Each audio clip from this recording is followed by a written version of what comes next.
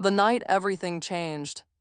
The moment those words left his mouth, the entire room seemed to hold its breath, and Luna could feel every single pair of eyes turning toward her like a spotlight she never asked for, burning into her skin with the weight of judgment and pity that she had spent her entire life trying to escape from. She stood there in her carefully crafted outfit, the black velvet dress that hugged her curves in ways that made her feel powerful just hours ago, the silver moon pendant that her grandmother had given her before she passed away, and the deep purple lipstick that took her 20 minutes to apply perfectly. And in that single moment, all of that confidence crumbled like ancient stone walls being struck by a merciless storm. "You're too chubby for this scene," Derek said again, louder this time, making sure everyone in the crowded Gothic nightclub could hear his cruel assessment of her body, his lips curling into that familiar sneer that she had seen on the faces of so many people throughout her 23 years of existence. He stood there in his expensive designer clothes that looked like they belonged in a fashion magazine rather than an underground goth venue, surrounded by his group of followers who laughed on cue like trained animals performing for their master. The Crimson Court was supposed to be her sanctuary, the one place in this judgmental world where she could be herself without fear, where the misfits and the outcasts gathered to celebrate their differences rather than hide them. But tonight it felt like every safe space she had ever known was being ripped away from her. Luna had discovered the goth scene when she was 16 years old, a lonely teenager who spent most of her time reading poetry in her bedroom and wondering why she never seemed to fit in with the cheerleaders and the popular kids at her high school. Her older cousin had taken her to her first goth club on a rainy October night, and from the moment she walked through those heavy black doors and heard the haunting melodies of Susie and the Banshees flowing through the speakers, she knew she had found her home.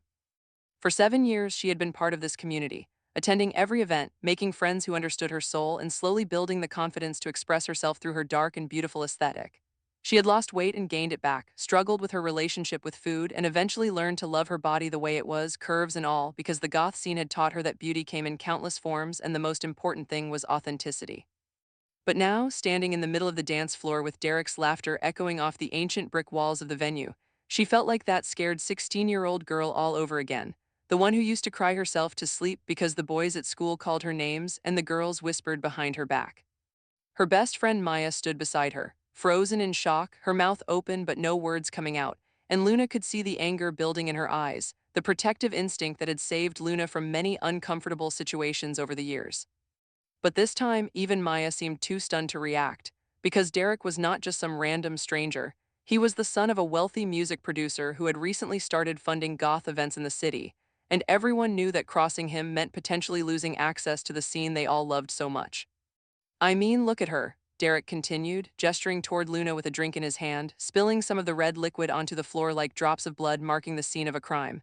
"This is supposed to be a place for beautiful, elegant creatures of the night, not for someone who looks like she ate all the creatures of the night." His friends erupted in laughter once again, their voices sharp and cutting, and Luna could feel the tears beginning to form in the corners of her eyes, threatening to ruin the carefully applied black eyeliner that she had spent so much time perfecting. She wanted to run, to disappear into the shadows that usually embraced her like old friends, but her feet seemed glued to the floor, trapped in this nightmare that she could not wake up from. What made the situation even more painful was that Luna had actually been excited to meet Derek when he first arrived at the venue an hour earlier. She had heard about him from other members of the community, about how his father's money was helping to keep struggling goth clubs open across the country, and she had naively assumed that someone who wanted to support their scene would share their values of acceptance and inclusion. When he approached her at the bar, she had smiled warmly and introduced herself, telling him about her years in the community and her dream of one day opening her own alternative clothing boutique that would cater to people of all sizes. For a few minutes, he had seemed genuinely interested, asking questions about her designs and nodding along to her passionate explanations, and Luna had allowed herself to feel hopeful that maybe she was making a connection with someone who could help her achieve her dreams. But then his eyes had traveled down her body in that way that she recognized all too well, that calculating look that reduced her to nothing more than a collection of physical attributes to be judged and found wanting. His expression had shifted from interested to dismissive, and when one of his friends made a whispered comment that Luna could not quite hear, Derek's true nature had revealed itself like a monster shedding its human disguise. He had laughed loudly and agreed with whatever his friend had said, and then he had turned to Luna and spoken those devastating words that now hung in the air like a curse. The transformation from potential ally to cruel tormentor had happened so quickly that Luna was still trying to process it, her mind struggling to reconcile the charming man who had listened to her dreams with the monster who was now publicly humiliating her. The music had stopped at some point during Derek's cruel monologue, or maybe it was still playing and Luna simply could not hear it over the rushing sound of blood in her ears and the pounding of her heart against her ribs like a trapped bird desperate to escape its cage. She could see people whispering to each other, some of them looking sympathetic while others looked away uncomfortably, too afraid to intervene and risk becoming Derek's next target. This was the ugly truth about communities that Luna had learned over the years, that even the most accepting spaces could be corrupted by money and power, that even the misfits could become cowards when their own comfort was threatened. She did not blame them, not really, because she understood the fear of losing something precious, but in this moment their silence felt like a betrayal. Maya finally found her voice, stepping forward with her fists clenched at her sides and her dark eyes blazing with the fury that Luna was too broken to feel. "Who do you think you are?" Maya demanded, her voice cutting through the murmurs of the crowd like a blade. "You walk in here with your daddy's money and think you can treat people like garbage. Luna is worth 1,000 of you, and everyone in this room knows it." Derek turned his attention to Maya, his eyebrows raised in mock surprise, as if he could not believe that someone was actually challenging him. "Oh, look, the fat girl has a bodyguard," he said, his voice dripping with condescension. "How adorable. Maybe if you spent less time defending her and more time at the gym, you might actually be worth looking at too." Luna grabbed Maya's arm before her friend could do something that would get them both thrown out or worse, because she could see the security guards at the edges of the room, and she knew they would side with the man whose father paid their salaries.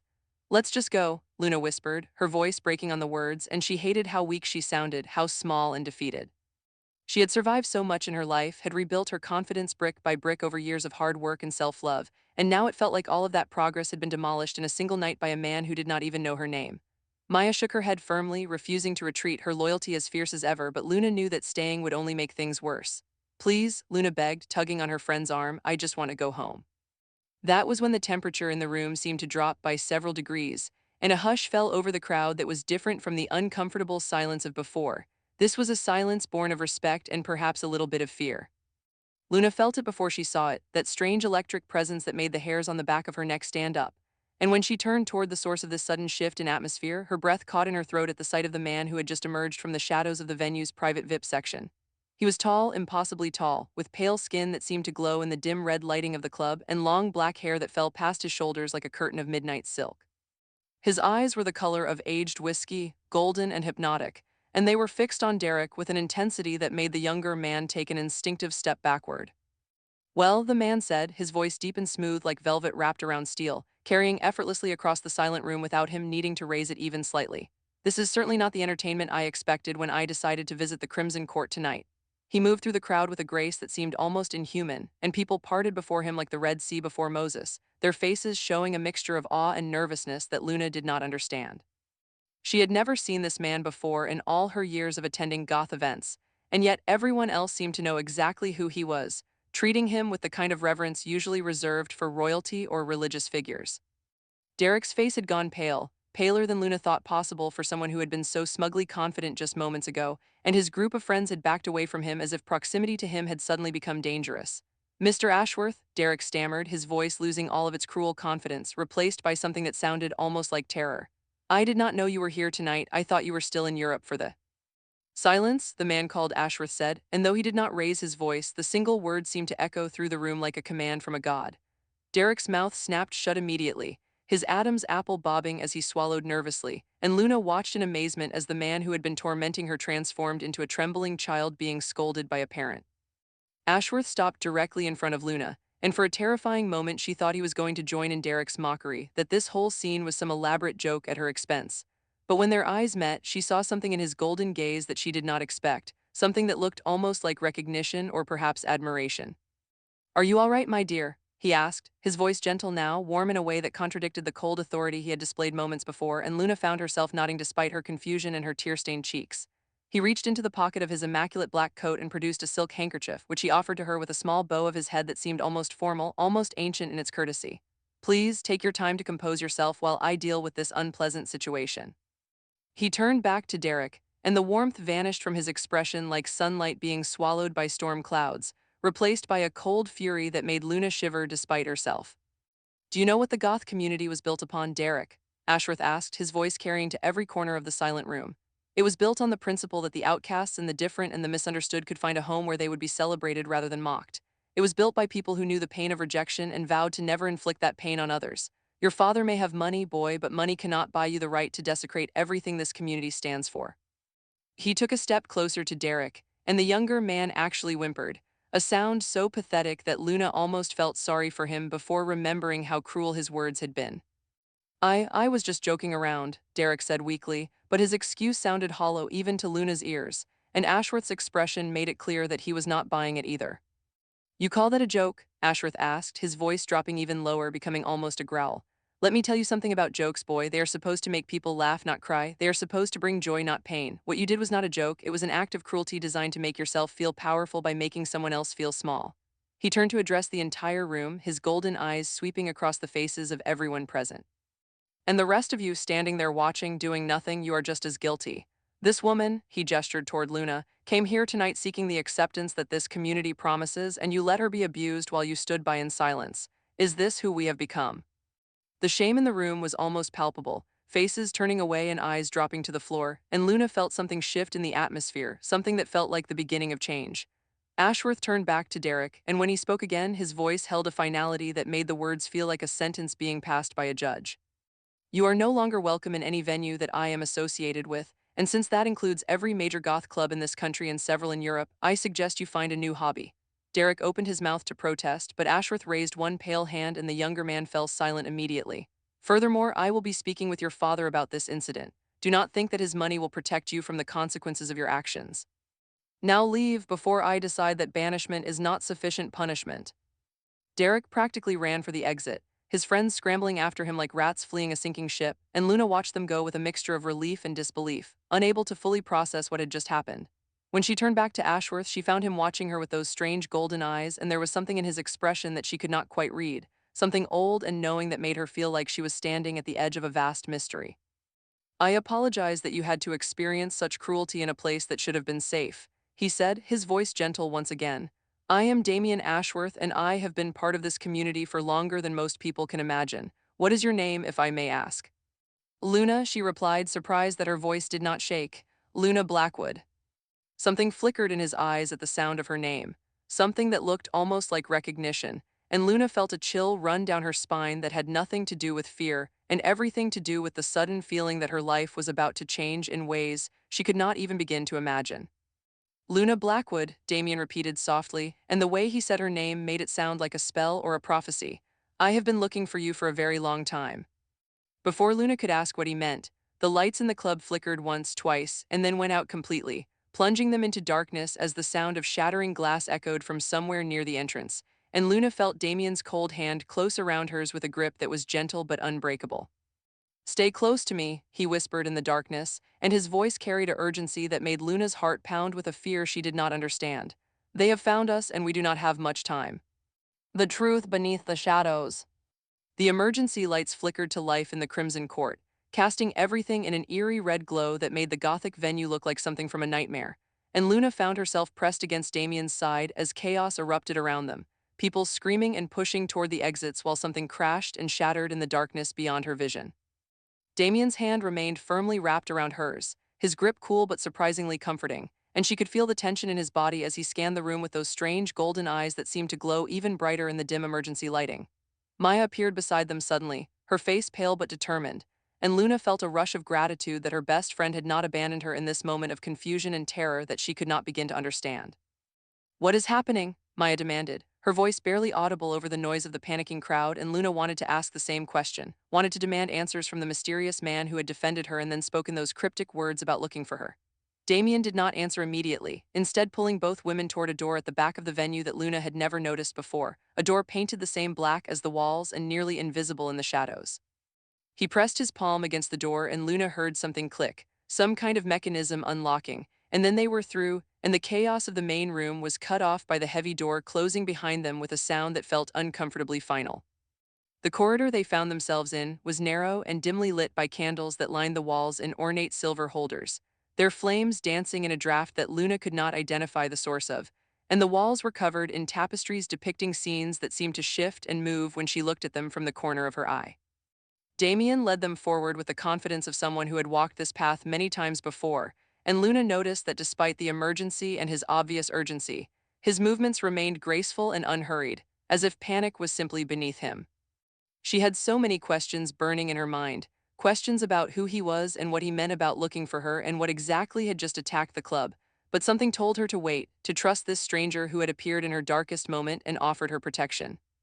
In here, Damien said, pushing open another door that led to a room that took Luna's breath away despite her fear and confusion. It was a study, or perhaps a library, with walls lined from floor to ceiling with ancient-looking books bound in leather of every color, and furniture that looked like it belonged in a museum rather than the back room of a nightclub. Candles burned everywhere, hundreds of them, casting a warm glow that chased away the cold shadows of the corridor, and in the center of the room was a massive desk covered in papers and strange objects that Luna could not identify. Damien released her hand and moved to the desk, his fingers dancing over the papers as if searching for something specific, and Luna took the opportunity to catch her breath and try to process everything that had happened in the past few minutes. Okay, Maya said, her voice carrying that edge of controlled anger that Luna recognized as her friend's way of dealing with situations that scared her. Someone needs to start explaining what is going on right now because I did not sign up for mysterious attacks and secret passages and whatever the heck this place is. She gestured at the room around them, her eyes wide as they took in the impossible collection of books and artifacts. Who are you really, and what did you mean about looking for Luna? Damien paused his search and turned to face them, and Luna saw something shift in his expression, a decision being made behind those golden eyes that seemed to carry the weight of centuries. He looked at Luna for a long moment, as if memorizing her face or perhaps recognizing something in her features that she could not see herself, and when he finally spoke, his voice was soft and heavy with emotion. What I am about to tell you will sound impossible, he said, moving to one of the plush armchairs that sat before a fireplace where flames crackled despite no one having lit them, and I would not blame you if you chose not to believe me. But Luna, I need you to listen with an open mind, because your life, and perhaps the lives of everyone in this city, may depend on your understanding. He gestured for them to sit in the chairs across from him, and Luna found herself obeying despite the part of her brain that was screaming at her to run, to get out of this strange place and back to the normal world she understood. I am what your legends would call a vampire, Damien said, and Luna felt Maya stiffen beside her, felt her own heartbeat quicken with a fear that warred with a strange sense of things finally making sense. I was born in the year 1347 in a small village in what is now Romania, and I have walked this earth for nearly 700 years, watching civilizations rise and fall, witnessing the best and worst of human nature, and searching for something that was taken from me before I even knew its value. He paused, and Luna saw genuine pain flicker across his ancient face, the kind of pain that only came from loss so deep it never fully healed. That's insane, Maya said, but her voice lacked conviction, and Luna knew her friend well enough to recognize that she was seeing the same impossible truth in Damien's eyes that Luna was seeing. Vampires don't exist. They're just stories, legends made up to scare children and sell books. I assure you we are quite real, Damien replied with a sad smile that revealed the tips of what could only be fangs, and Luna heard Maya gasp beside her while her own breath caught in her throat. But we are not like the monsters your stories portray. Most of us, at least. We were once human, with human hearts and human dreams, and many of us have spent our long lives trying to protect humanity rather than prey upon it.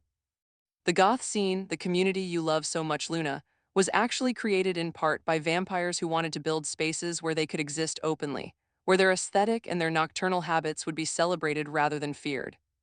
Luna's mind was racing, memories of the past 7 years flashing through her thoughts as she reconsidered everything she thought she knew about the community that had become her home. The pale skin, the love of darkness, the elegant manners of the older members she had always admired. Suddenly these things took on new meaning, new significance that both terrified and fascinated her.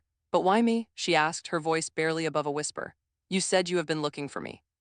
I'm nobody special, just a plus-size goth girl who dreams of designing clothes and has never done anything important in her life. Damien's expression softened, and he leaned forward in his chair, his golden eyes holding Luna's with an intensity that made her feel like she was the only person in the world. You are wrong about that, Luna Blackwood. You're more special than you could possibly imagine. 700 years ago, before I was turned into what I am now, I loved a woman named Alara. She was everything to me, my sun and my moon, my reason for existing in a world that was often cruel and unforgiving. She had dark hair that fell past her waist and eyes the color of storm clouds, and she was considered strange by the other villagers because she spoke to animals and knew the secrets of healing herbs, and was larger in body than the other women, but moved with a grace that made her seem like a creature from another world. Luna felt tears pricking at her eyes, though she did not fully understand why, as if Damien's words were awakening memories that she could not quite grasp but could feel in the depths of her soul. The night I was attacked and turned, Damien continued, his voice growing rough with centuries of grief, Alara was taken from me by the vampire who created me. He claimed she was descended from an ancient line of protectors, humans born with the ability to sense supernatural beings and to wield powers that could protect or destroy them. He wanted to use her power for his own purposes, and when she refused, Damien closed his eyes, and Luna saw a single red tear escape from beneath his lashes. I thought she was lost forever, but before she died, she used the last of her power to set a curse, or perhaps a blessing depending on how you view it. She ensured that she would be reborn again and again throughout history until she could finally find me and help me defeat the one who destroyed us. The room was silent except for the crackling of the fire, and Luna felt the weight of Damien's words pressing down on her like a physical force. She wanted to deny it, to laugh and call him crazy and run back to her normal life, but something deep inside her recognized the truth of his story, something that felt like a door being unlocked in a room she had never known existed. "You think I'm her," Luna said, and it was not a question. "You think I'm this Alara reborn." Damien nodded slowly, and when he spoke again, his voice was thick with emotion that spanned centuries. "The moment I saw you tonight, standing there with such dignity in the face of cruelty, I knew. You have her spirit, her strength, her beauty that has nothing to do with the shape of her body and everything to do with the light of her soul. I have found you in other lives, Luna, brief encounters where I recognized you but circumstances prevented us from connecting, wars and plagues and the simple tragedy of bad timing. But this time, I believe we have a chance. This time, I believe we can finally end what began 700 years ago." "The attack at the club," Maya said suddenly, her logical mind seizing on the practical details while Luna was still reeling from the revelation about her identity. "That was connected to this, wasn't it? Whoever attacked was after Luna." "They are called the Shadow Court," Damien explained, his expression darkening with anger that Luna could feel radiating from him like heat from a flame. "They serve the vampire who created me, the one who killed Alara all those centuries ago. His name is Marcus, and he has been searching for her reincarnations just as I have, hoping to harness her power before she can awaken to it. He has succeeded before in other centuries, finding her before I could, and—" He stopped, unable or unwilling to finish the sentence, and Luna understood that in those other lives, her previous selves had suffered fates she did not want to imagine. "So what do we do?" Luna asked, surprised by the strength in her own voice, by the determination that was rising within her despite the fear that still gnawed at her edges. "If what you're saying is true, if I really am this reincarnated protector, then I need to know how to fight. I need to know how to use whatever power I'm supposed to have because I refuse to spend my life running from shadows." Damien smiled then, a real smile that transformed his face from beautiful to breathtaking, and Luna felt something stir in her chest that felt older than her 23 years, a recognition and a longing that transcended the boundaries of a single lifetime. "That is exactly what Alara would have said," he murmured, and his voice was filled with wonder and hope. "I will train you, Luna. I will help you awaken the power that sleeps within your blood. And together, we will face Marcus and end this cycle once and for all." Maya stood up abruptly, her hands on her hips and her expression fierce. "I don't know what I believe about all this vampire and reincarnation stuff, but I know one thing for certain. Wherever Luna goes, I go. So whatever training and fighting you're planning, count me in because no shadow court or ancient evil is going to hurt my best friend while I'm still breathing." Before Damien could respond, the candles in the room flickered violently, and Luna felt a sudden cold that seemed to seep into her bones, a cold that carried whispers of malice and hunger. Damien was on his feet in an instant, moving with a speed that confirmed every impossible thing he had told them, and his face had transformed into something predatory and terrifying, his fangs fully extended and his golden eyes blazing with power. "He is here," Damien growled, and Luna felt fear claw at her throat as the shadows in the corners of the room began to move and writhe like living things. "Marcus has found us, and he has brought his army, the light within the darkness." The shadows that crawled along the walls of the hidden library coalesced into forms that Luna's mind struggled to comprehend. Figures that were almost human but wrong in ways that made her stomach turn, with two long limbs and eyes that glowed with a sickly red light that spoke of centuries of corruption and cruelty. There were at least a dozen of them, emerging from every corner of the room that had felt so safe just moments ago, and at their center stood a man who could only be Marcus, the vampire who had destroyed Damien's life 700 years ago and had been hunting Luna's soul through countless reincarnations. He was beautiful in the way that poisonous flowers are beautiful, with perfect features and hair as white as bone, and his smile as he looked at Luna made her feel like prey being sized up by a predator who had already decided how the hunt would end. "Damien, my old friend," Marcus said, his voice smooth and cultured with an accent that Luna could not place, something ancient and European that had been softened by centuries of adaptation. "I must admit I did not expect to find you playing guardian to yet another incarnation of your precious Alara. How many times has it been now? 6, 7, and every time you fail to protect her. One would think you would have learned by now that she belongs to me, that her power was always meant to serve the Shadow Court." His red eyes slid to Luna, and she felt a chill that went beyond physical cold, a sensation of being seen and known and wanted in ways that made her want to scrub her soul clean. "She belongs to no one but herself," Damien replied, positioning himself between Luna and the approaching threat, his body tense and ready for the violence that was clearly coming. "And this time will be different, Marcus. This time she will awaken fully. This time we will end you." Marcus laughed, a sound like breaking glass, and his shadow soldiers shifted restlessly around him, hungry for the command to attack.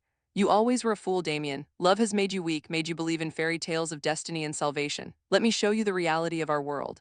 He raised one pale hand, and the shadow soldiers surged forward, a wave of darkness that threatened to swallow everything in its path.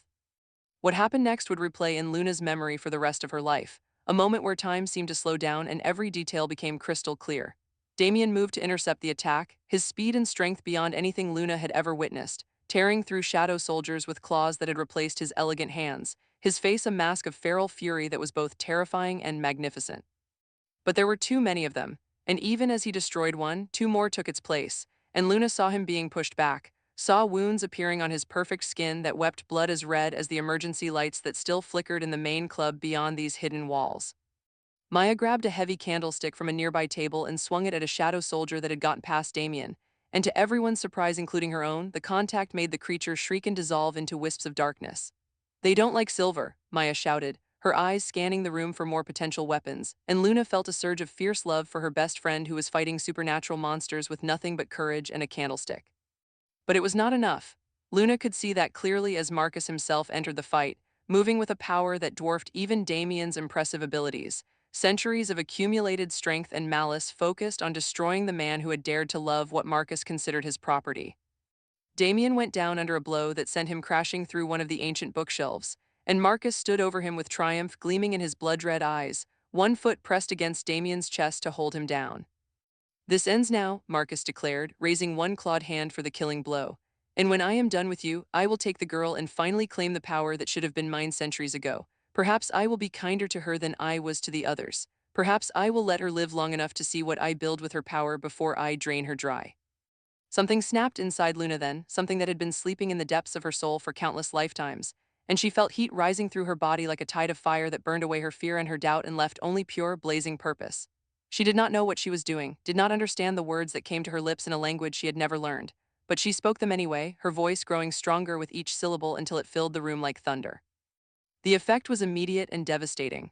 Light erupted from Luna's body, not the harsh artificial light of electricity but something older and more powerful, something that felt like sunshine and moonlight and starfire all woven together into a force that the shadow soldiers could not withstand. They screamed as the light touched them, dissolving into nothing, their red eyes widening in terror before they simply ceased to exist.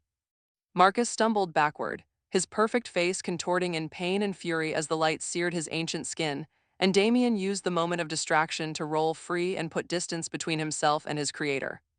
Impossible, Marcus hissed, his voice losing its cultured smoothness as rage and fear took over. You should not be able to access that power yet. It takes years of training, decades of.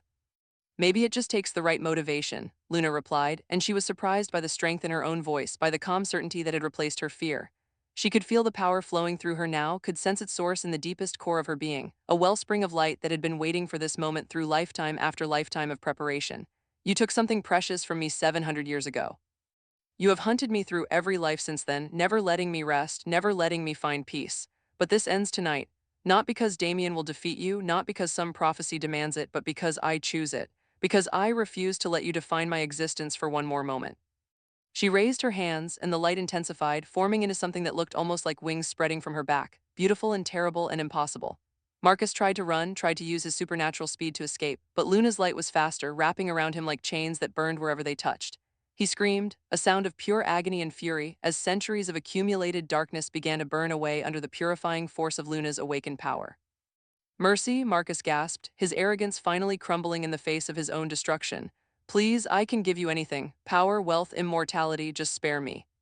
Luna looked at the creature who had caused so much pain across so many centuries, who had killed her beloved and hunted her soul and destroyed countless lives in his pursuit of power, and she felt something she did not expect. She felt pity. Not forgiveness, never that, but an understanding that Marcus had once been human too, had once been capable of love and kindness before he chose the path of darkness. You chose this, she said softly, and her voice carried both judgment and sorrow.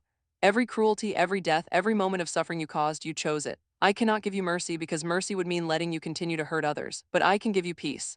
She closed her eyes and let the light do its work, and Marcus's final scream faded into silence as centuries of existence came to an end in a blaze of purifying fire.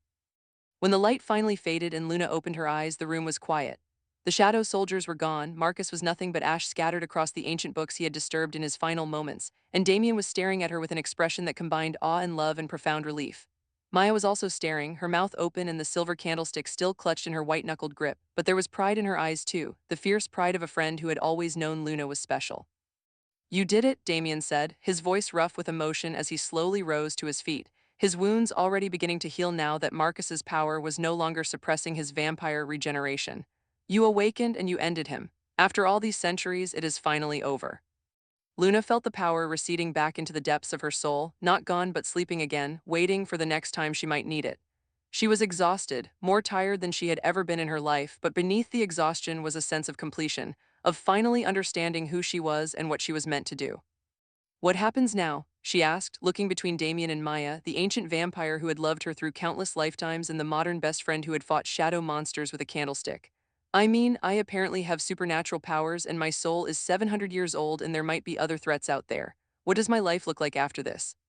Damien smiled, and it was the most human expression she had seen on his face, full of hope and uncertainty and joy. That, my dear Luna, is entirely up to you. You're the master of your own destiny now. The shadow cord is broken without Marcus, and while there may be other challenges ahead, you will face them with strength and wisdom that few others possess. He paused, and something vulnerable flickered in his ancient eyes. I would very much like to face those challenges beside you if you would allow it. Not as your protector or your guide, but as your partner. As someone who loves you and wants to learn who you are in this life, not just remember who you were before. Luna looked at this strange, beautiful creature who had searched for her across centuries, who had defended her honor against a bully and fought shadow monsters to keep her safe, and she felt the echo of an ancient love that was slowly becoming something new, something that belonged to her and not just to the woman she had been before. I think I would like that, she said, and the smile that spread across her face felt like sunrise after the longest night. But first, you're buying me dinner. 700 years of waiting means you owe me a lot of dates. Maya groaned dramatically, breaking the romantic tension with her perfect comedic timing. Great, my best friend is dating a vampire. This is going to make double dates really awkward. Do vampires even eat at restaurants? Do I need to start carrying garlic? Someone needs to write me a handbook for this situation. Laughter filled the hidden library, genuine and healing, washing away the lingering traces of fear and violence. And as Luna stood there with her best friend's arm around her shoulders and an ancient vampire's hand gently holding hers, she realized that she had never felt more herself, never felt more beautiful, never felt more powerful. Derek's cruel words from earlier that night echoed briefly in her memory, but they held no power over her now. She was not too chubby, too different, too strange. She was exactly who she was meant to be, a woman with the soul of an ancient protector, the body she had learned to love, and the courage to face whatever came next. Because that was the truth that Luna had learned on this impossible night, the truth that she would carry with her through whatever adventures awaited. Beauty was not about fitting into someone else's narrow definition of acceptable. It was about embracing the fullness of who you were, about standing tall in the face of cruelty and choosing love over hatred, about finding your people and your purpose and refusing to let anyone make you feel small. She was Luna Blackwood, goth girl and supernatural protector, best friend and soon-to-be girlfriend of a vampire king. She was soft and strong and magical and absolutely worthy of every bit of love and respect that the universe had to offer. And anyone who disagreed, well, they would just have to answer to her and her silver candlestick-wielding best friend. The night was dark and full of possibilities, and Luna was finally ready to embrace them all.